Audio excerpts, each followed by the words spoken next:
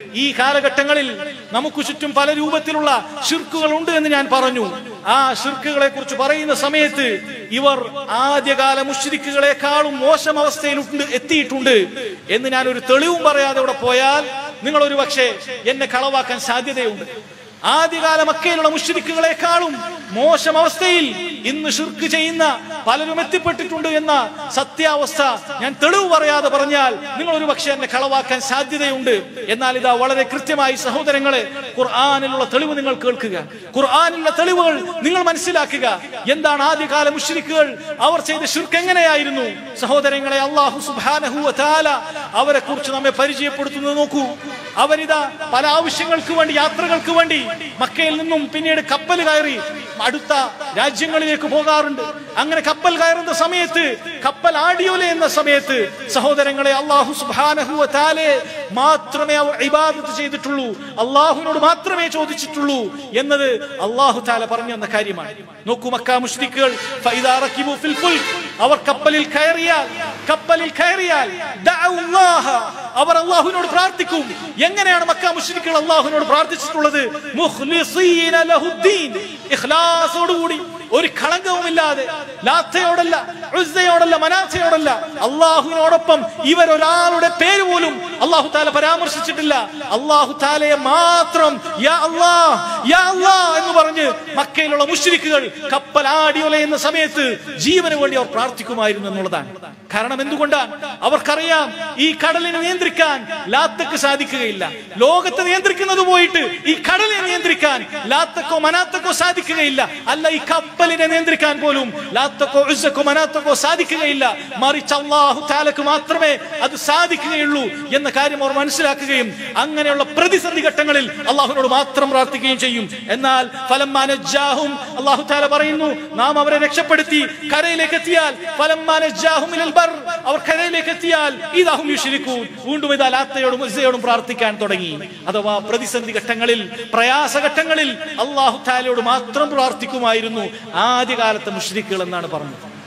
ഇനി ഇന്നത്തെ കാലം നോക്കൂ സഹോദരങ്ങൾ, ഇന്നത്തെ കാലഘട്ടങ്ങളിൽ ഇതുപോലെ പ്രതിസന്ധികൾ ഉണ്ടാകാറുണ്ടല്ലോ. ഇത് ഈയടുത്ത് നിങ്ങൾ കേട്ടിട്ടുണ്ടാകും, നിങ്ങൾക്കൊക്കെ കാണാൻ സാധിക്കുന്ന കാര്യമാണ്. മക്കയിലുള്ള അബൂജഹലും അബൂലഹബും പോലും പറയാത്ത കൊടിയ ശിർക്ക് ഇതാ പറഞ്ഞിരിക്കുന്നു.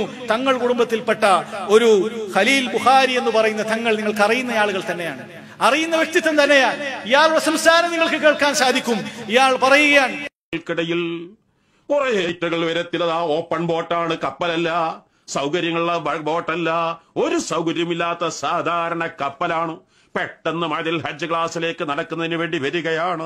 അതാ കടൽ ക്ഷോഭം വളരെ വളരെ രൂക്ഷമാവുകയും ഇതാ മരണത്തെ മുഖാമുഖം കാണുന്ന രംഗം, മരിച്ചെന്ന് കടലിൽ മറിഞ്ഞെന്ന് വിശ്വസിക്കുന്ന രംഗം.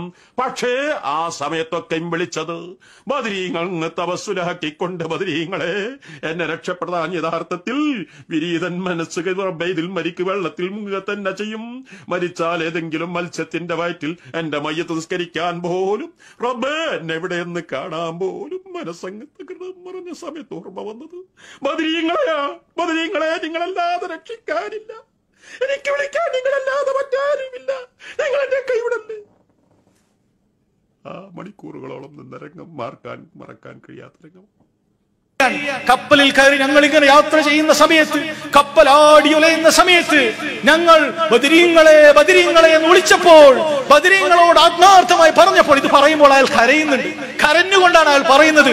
ബദരീങ്ങളാണ് അയാളെ രക്ഷിച്ചത് എന്നാണ് സഹോദരങ്ങളെ നാവ് കൊണ്ട് അയാൾ പറയുന്നത്. മക്ക മുശ്രിക്കുകൾ ആ ശിർക്ക് പറഞ്ഞിട്ടില്ല, മക്ക മുശ്രിക്കുകൾ ആ കാര്യം പറഞ്ഞിട്ടില്ല.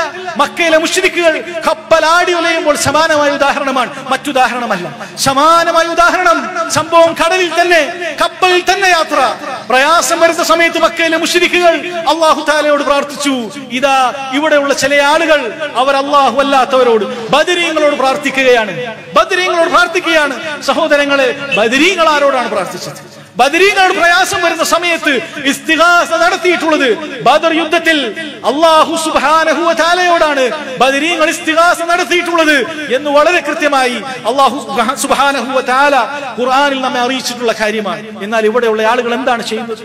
പ്രയാസങ്ങൾ വരുന്ന സമയത്ത്, പ്രതിസന്ധികൾ വരുന്ന സമയത്ത്, ബുദ്ധിമുട്ടുകൾ വരുന്ന സമയത്ത് അവർ പറയുന്നത് അള്ളാഹു അല്ലാത്ത ആളുകളോട് ചോദിക്കണമെന്നാണ്, മൗലിദുകൾ നടത്തണമെന്നാണ്, റാത്തിബുകൾ നടത്തണമെന്നാണ്.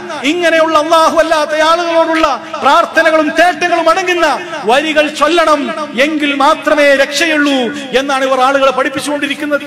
അതുകൊണ്ടാണ് സഹോദരങ്ങളെ നമ്മൾ പറഞ്ഞു വെച്ചിട്ടുള്ളത്, മക്കയിൽ ഉണ്ടായിരുന്ന മുശ്രിക്കുകളെക്കാളും കടുത്ത ഷിർക്കിലേക്കാണ് പല ആളുകളും ഇന്ന് എത്തിച്ചേർന്നിട്ടുള്ളത് എന്നുള്ളതാണ്. ഈ ഒരു കാര്യം സഹോദരങ്ങളെ ചെറിയ രൂപത്തിൽ നിങ്ങളെ ബോധ്യപ്പെടുത്തുക എന്നതിനു വേണ്ടിയിട്ടാണ് ഈ പരിപാടി നിശ്ചയിച്ചിട്ടുള്ളത്. അതല്ലാതെ മറ്റു യാതൊരു ലക്ഷ്യവും സഹോദരങ്ങളെ യഥാർത്ഥത്തിൽ ഈ പരിപാടിക്ക് മുന്നിലില്ല. ഈ ശബ്ദം കേൾക്കുന്ന വളവട്ടണത്തുള്ള മുസ്ലിമീങ്ങളായ ആളുകൾ ഈ ഒരു തെറ്റ് ബോധ്യപ്പെടണം. അവർക്ക് ഈ തെറ്റിൽ നിന്നും പിന്തിരിയാൻ സാധിക്കണം. പ്രാർത്ഥനകളും സഹായതേട്ടങ്ങളും അല്ലാഹു സുബ്ഹാനഹു വ തആലയോട് മാത്രം അവർ നടത്തണം. അങ്ങനെ അവരുടെ സ്വർഗം അത് അവർക്ക് ഉറപ്പാക്കാൻ സാധിക്കണം. നരകത്തിൽ ശാശ്വതമായി കിടക്കേണ്ടി വരുന്ന ഏറ്റവും ദൗർഭാഗ്യകരമായ അവസ്ഥ അവർക്കാർക്കും, ഒരു കുട്ടിക്കും അവിടെ ഉണ്ടാകാൻ പാടില്ല. ഇവിടെയുള്ള പള്ളി ദർസുകളിൽ ഓതുന്ന കുട്ടികൾക്കുണ്ടാകാൻ പാടില്ല. അവരെ പഠിപ്പിക്കുന്ന ഉസ്താദുമാർക്കുണ്ടാകാൻ പാടില്ല. ഇവിടെയുള്ള ഒരു മഹല്ലിലുള്ള ഒരു ഖത്തീബിനും ഒരു ഇമാമിനും ഒരു ഖാദിക്കും ഉണ്ടാകാൻ പാടില്ല. മുഴുവൻ ആളുകളോടുമുള്ള ഗുണകാംക്ഷ മാത്രമാണ്.